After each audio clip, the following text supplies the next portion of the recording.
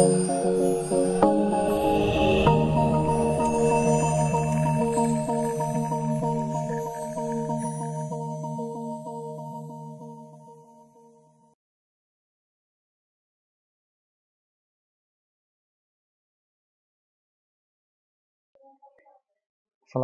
warahmatullahi wabarakatuh. Jumpa lagi di kuliah Matematika Komputasi yang lanjutan. Pertemuan ke-12 ya. Di bagian akhir ini, 3-4 pertemuan kita akan bahas tentang teori graf.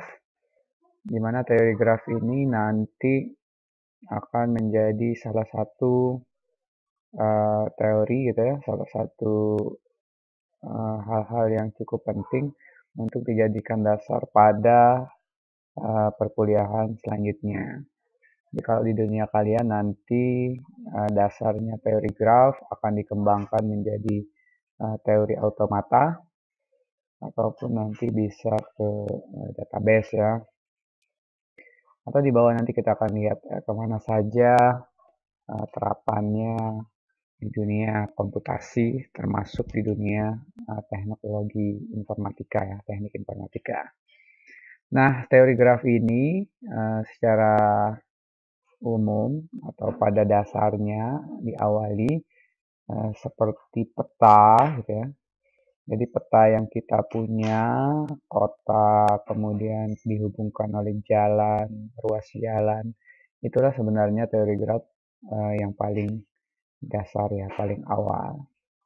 Jadi graf itu digunakan untuk mempresentasikan objek-objek diskrit dan hubungan antara objek tersebut. Jadi sederhana ya, masih ada hubungannya dengan matematika diskrit atau masih ada hubungan dengan definisi diskrit bahwa objek-objek yang kita kaji dalam graf itu diskrit. Contohnya adalah kota. Kota itu kan selalu bulat ya, 1, 2, 3 dan seterusnya. Tidak ada 4,5, 5,5 seperti itu. Dan hubungannya ya, jadi nanti antar kota itu dihubungkan. Jadi persis seperti peta ya. Jadi ada kota, ada jalan. Atau pertama sekali sebenarnya sejarah teori graf ini berasal dari masalah jembatan Königsberg ya, tahun 1736. Jadi sudah hampir 300 tahun, 3 abad ya, ilmu teori graf ini. Jadi jalan seperti ini, di sana itu ada namanya jembatan Königsberg ini, ada ruas jembatan sebanyak berapa tuh? 7. Kemudian itu ada aliran air ya. Jadi yang ini aliran air, sungai. Nah, yang ini sungai, bukan jalan ya. Jadi di mana di situ ada daratan semacam apa delta ya. Di tengah sungai dia membentuk pulau. Kemudian dari pulau itu dibuatkan jembatan. Nah, ini air ya. Jadi untuk sampai ke pulau itu bisa menggunakan jembatan 1, 2, 3, dari daerah yang lain juga 4, bisa juga ini 5, 6, dan 7 ya. Nah inilah sebenarnya awal dari masalah teori graf itu. Jadi masalahnya adalah bagaimana seseorang ingin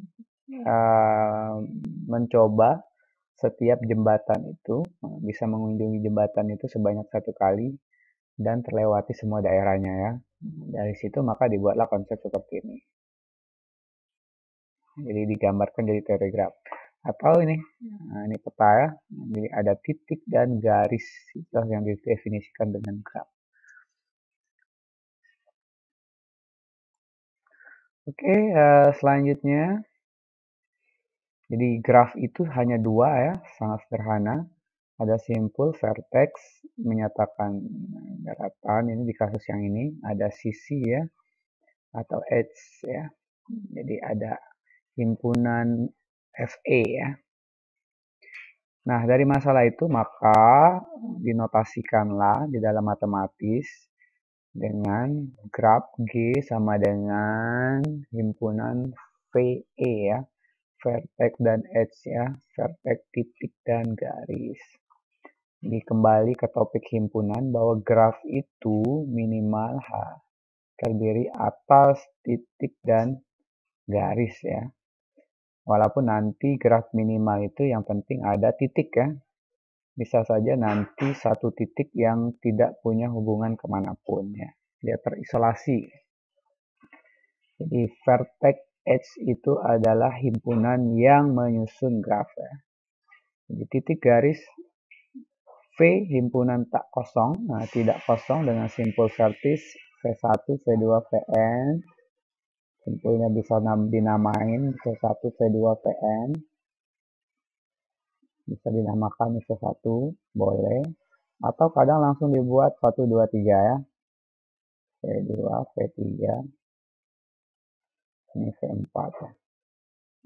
Maka E-nya himpunan sisi edge atau jalan ya yang menghubungkan sepasang simpul.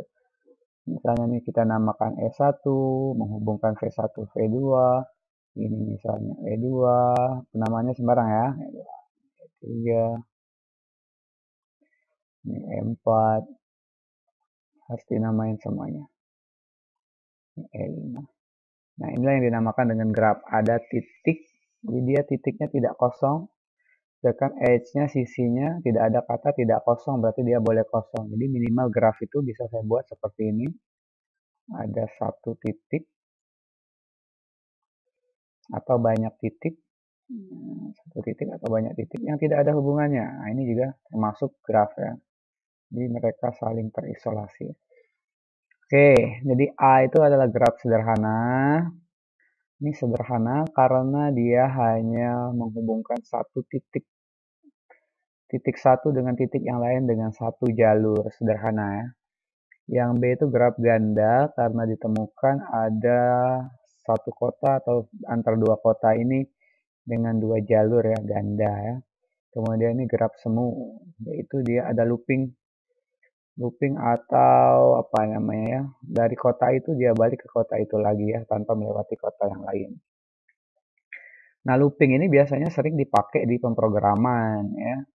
Jadi kalau kalian nanti memprogramkan sesuatu, dia akan looping lagi ke bagian awal gitu kan.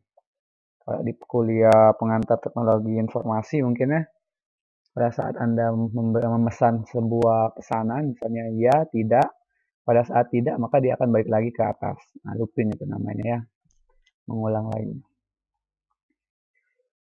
Kalau ya, dia akan lanjutkan ke instruksi berikutnya. Kalau ya, lanjut lagi. Tapi kalau tidak, dia akan balik. Nah, peserta yang dinyatakan lulus di ISB Atmaluhur. Jika ya, maka melakukan registrasi. Jika tidak, daftar lagi misalnya seperti itu. Itu kan looping ya. Oke. Apalagi nanti di bahasa program ya, jika sudah masuk if then itu ya, if then else, else itu biasanya dia akan looping lagi. Ini ya tentang definisi graf. Jadi titik dan garis, titiknya harus ada karena tidak mungkin ada garis sendiri seperti ini, tidak mungkin, haruslah ada titik. Jadi harus dimulai dari titik atau vertexnya ya, vertexnya. Kemudian ini pada contoh pada gambar 2, G2 itu kita punya himpunan titiknya 1, 2, 3, 4. Kemudian S-nya kadang-kadang dituliskan seperti ini, boleh menghubungkan titik 1 ke 2, 1 ke 3, 2 ke 3, 2 ke 4, 3 ke 4, semuanya dituliskan ya. Atau kalau dia sudah punya nama, tinggal kita cari 1 ke 2 itu dinamakan dengan E1, kemudian 2 ke 3 kita cari E2 dan seterusnya ya. Kemudian gambar yang ketiga sama, ada titik 1, 2, 3, 4, kemudian karena ada namanya S-nya kita kasih nama ya. Namanya sembarang ya, jadi cukup urut S1 sampai habis ya. E itu edge ya, edge atau sisi, boleh. Jadi ini graf sederhana, karena hanya dihubungkan, hanya satu-satunya jalur dari kota itu ke kota lainnya. Yang ini ganda karena bisa dua jalur. Yang ini semu ya, karena ada graf yang balik lagi ke dirinya sendiri tanpa melewati kota-kota yang lain. Oh, ini ya, sisi ganda. Tidak perlu terlalu inilah. Yang penting ganda dia punya paralel ya, multiple edge atau paralel. Bahkan lebih juga sudah dikatakan sebagai ganda ya. Nanti ada 3 jalur, 4 jalur dari kota A ke kota B, itu merupakan graf ganda. Gelang atau looping, nah itu pada C tadi ya, graf sana. Nah, jenis-jenis graf yang pertama graf sederhana, simple graph. Graf yang tidak mengandung gelang ataupun sisi ganda, tidak ada loopingnya, tidak ada gandanya, sederhana ya. Sedangkan kedua adalah graf yang tak sederhana, unsimple graph ya, yang mengandung sisi ganda atau looping ya. Ini gelang ini terjemahannya, gelang itu berarti dia ya looping tadi. Nah, kemudian berdasarkan arah, graf juga dipisahkan menjadi graf yang tak berarah, jadi sama saja dia. Kemudian yang kedua adalah graf berarah. Nah, ini yang berarah berarti dia mengenal istilah forbidden atau tidak ya. Jadi hanya bisa dilewati dari tanda panahnya dari 3 ke 1. Berarti 1 ke 3 tidak bisa. Ini contohnya. Dari 3 ke 1 hanya bisa dilewati 3 ke 1. Makanya kalau dia mau balik lagi ke sini, tidak bisa. Tidak bisa ya. Ini seperti fungsi yang kalau pergi dia fungsi, kalau pulang bukan fungsi lagi ya. Jadi dia sesuai arahnya. Kalau dia ingin menuju kota yang lain juga, misalnya dia mau 1, dari 3 ke 1, kemudian balik ke 3, maka dia tidak bisa pulang langsung. Harus cari jalan kedua, baru mungkin ketiga. Atau kedua, keempat, ketiga boleh. Asalkan arahnya menuju ke situ ya. Jadi itu gampang, tak berarah dan berarah, ada panahnya dan tidak ada panahnya. Nah, contoh terapan graf itu pada rangkaian listrik. Ini ada baterai ya, ada resistor, ada penghambat, hambatannya. Nah, seperti ini. Maka titik-titik simpangannya itu dinamakan dengan misalnya titiknya ya. Nah, ini rangkaian. Bisa juga pada isomer senyawa kimia. Yang ini. Atau kalau yang ini yang nanti kalian pelajari di automata ya. Nah, ini ada transaksi concurrence pada basis data. Jadi suatu transaksi itu dikerjakan jika transaksi sebelumnya telah selesai ya. Jadi dia mengenal urutan ya. Jika tidak ya tidak bisa dikerjakan. Misalnya T0 menunggu transaksi T1 dan T2 ya. Jadi T0 itu T1 dan T2. T2 menunggu T1 ya. T3 menunggu transaksi T2. Nah, seperti itu. Ini pada basis data mungkin kalian sudah dapatkan. Kemudian pada pengujian program, ini satu program. Jadi kalau program itu dibuatkan ke dalam graf, read, x, while, begin, if, then, else. Nah, itu sebenarnya step-step atau langkahnya itu bisa dibuatkan dalam graf. Oh, satu dia harus membaca ya, membaca input x. Kemudian masuk ke 2, di 2 dia akan menerjemahkan kira-kira x yang kita inputkan itu akan lebih besarkah atau lebih kecil dari 9.999. Jika dia kurang dari 0, maka write masukkan tidak boleh negatif ya. Dia lari kemana nih? Lari ke 3. Jadi dari 1, 2 di initial point-nya dicek. 3 kurang dari 0, maka dia membaca write len 4 ya. Jika tidak, jika x-nya lebih dari, ini kan kurang dari, else selain itu, selain dari kurang, kebalikannya adalah lebih besar sama dengan ya. Jika tidak ya kerjakan x ditambah 10. Jadi x yang dimasukkan ditambah 10. Maka dibaca lagi hasilnya. Hasilnya dibaca boleh dari 4, boleh dari 5. Tergantung tadi dia masuknya kecil atau lebih besar dari 0 ya. Nah, maka kemudian dari 6 hasil ini dia masukkan lagi ke sini, kedua, kemudian dikeluarkan hasilnya ya, redline ya, dituliskan ya. Nah, kalau gini nih bisa dibuatkan sebagai graf. Jadi kalau kalian membuat program dan paham graf, kemungkinan akan lebih mudah untuk memprogramkan ya. Oke. Nah, kemudian nih automata vending machine, mesin jajah vending machine.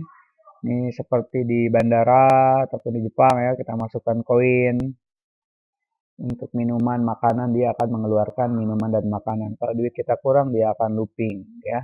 Kita masukkan 0 sen, dia looping, tidak dikerjakan apapun. Masukkan di B ini 0 lagi, tidak akan dikerjakan apapun. Masukkan 15 sen, dia akan, misal harganya 10 sen, maka dia akan balikkan jadi 5 sen ya. Itu automata ya. Jadi ini juga menggunakan graph.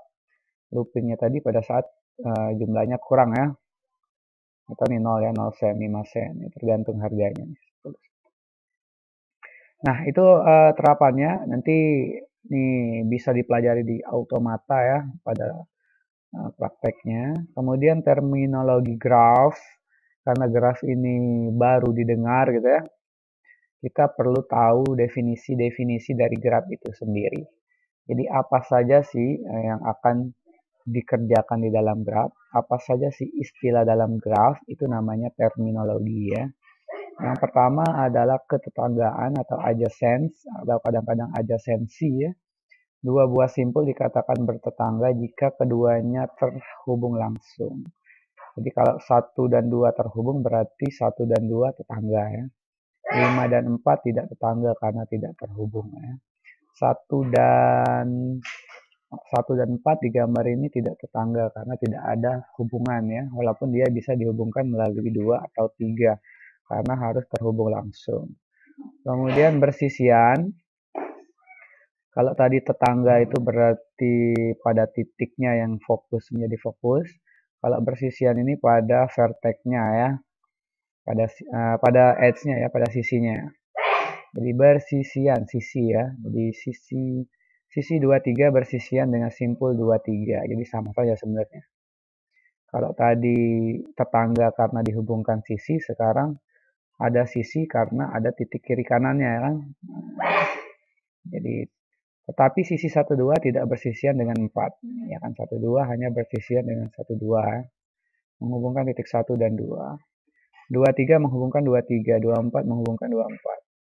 Kalau kita sudah punya namanya berarti E4 menghubungkan bersisian 23, E3 13 gitu ya. Kemudian ada istilahnya terpencil, istilah vertex ya.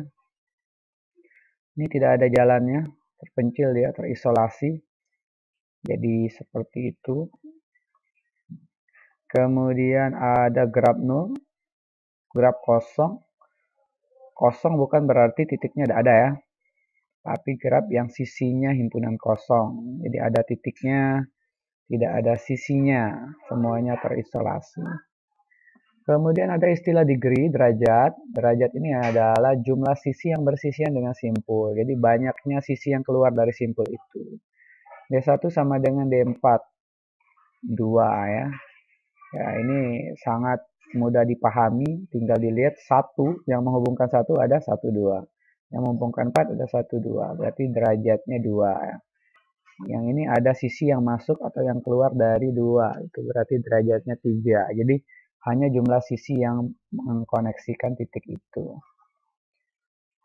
Kalau grafnya sudah berarah, maka namanya degree masuk dan degree keluar, karena kan ada arahnya. Kalau tadi masuk dan keluarnya sama ya, karena tidak ada arahnya. Yang ini tergantung arah. Jadi masuk itu berarti masuk ke 1 misalnya. Kita cari yang panahnya masuk ke 1. Ada 2 ya. Walaupun sebenarnya ada 3 sisi nih. Cuma yang masuk itu ada 2, yang keluar ada 1. Ini juga gampang. Terlalu gampang. Cuma kita tahu bahwa itu ada yang namanya degree ya. Kemudian ini kalau matematis ada namanya teorema ya. Untuk sebarang graf G, banyaknya simpul ganjil selalu berderajat genap.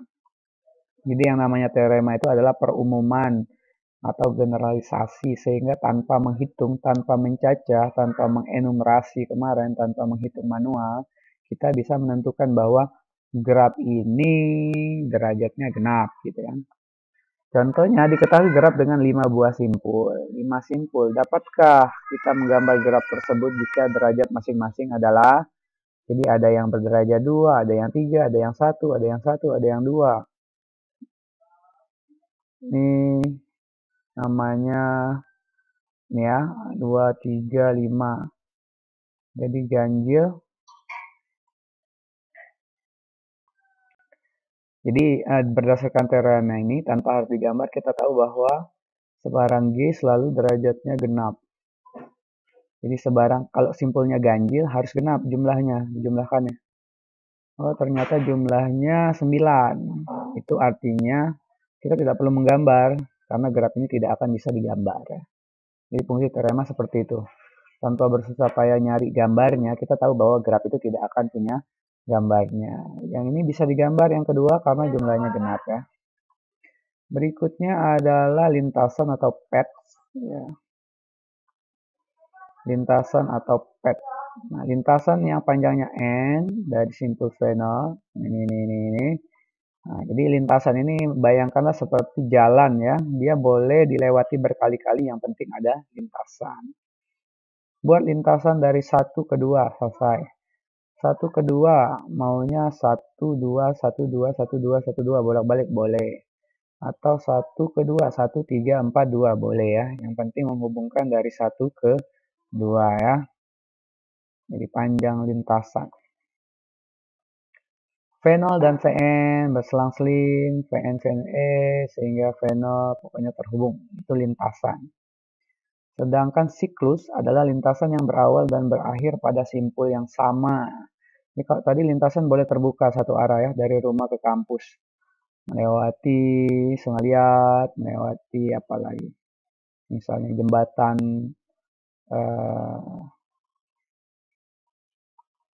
jembatan Merawang itu ya. Nah, itu jembatan Batu Rusak, misalnya verteknya itu lintasan. Tapi pada saat nanti dia berakhir dan berawal di situ lagi, walaupun dia boleh bolak-balik ya, boleh melewati titik itu lebih dari satu kali, berhenti lagi, sudah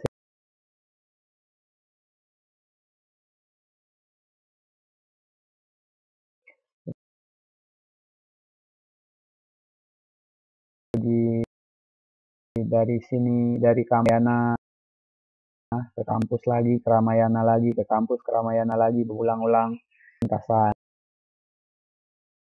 Pun ke kampus dan ke Ramayana dua kali atau 3 kali ya bolak-balik. Kemudian terhubung connected, berarti grafnya menghubungkan V1 jika terdapat lintasan V1. Disconnected jika tidak terhubung. Sampai terhubung ada 1 4 atau bisa 1 melewati 2 baru 4, 1 3 baru 4 boleh. Nah, graf G dikatakan terhubung, ini definisi ya, dibaca ya. Ini gampang lah. Graf terhubung kuat, ada graf terhubung lemah, berarti kuat lemah ini muncul pada saat dia punya arah. Nanti tinggal ditanyakan kalau bingung. Nah, berikutnya adalah cut set, himpunan pemotong ya.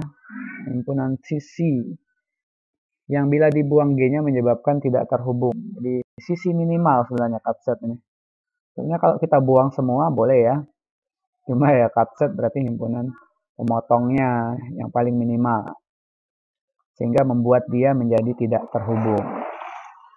Awalnya seperti ini, jika kita buang 1, 2, maka dia masih terhubung. Jika kita buang ini masih terhubung ya. Jadi ini bukan cut set 1, 2, adalah cut set ya 1, 2, 2, 5 ya. Di cut set ini minimal kita buang sisi-sisinya sehingga dia menjadi tidak terhubung. Apa fungsinya? Nanti ada fungsinya.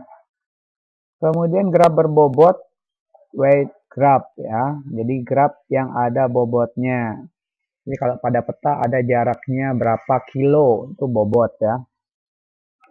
Oh, nanti dari kota A ke kota B. Kalau jalur ini dia harus kecepatannya sekian. Itu bobot ya. Dari C ke D. Ini namanya nanti akan masuk ke jalur, kalau di matematika itu adalah riset operasi ya, jalur transportasi, pengiriman barang.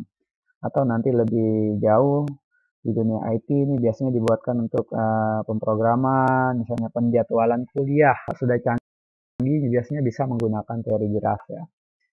Karena tadi ada terminologi di mana kuliah ini harus diambil setelah mengambil kuliah sebelumnya ya, ada prasyaratnya. Atau Anda bisa mengambilnya jika ini sudah diambil, bisa juga. Jadi penjadwalan itu pada dasarnya bisa menggunakan ini ya, termasuk penjadwalan kereta, pesawat, dan lain-lain. Oke, ini di bagian sini, ini latihannya cuma satu ya, silakan dicoba. Nanti kita akan lanjutkan lagi di classroom, lebih banyak lagi latihan soal dan lain-lain. Demikianlah pertemuan kita kali ini, video singkat kali ini. Silakan ditanyakan nanti di classroom atau di WA group. Saya akhiri, assalamualaikum warahmatullahi wabarakatuh.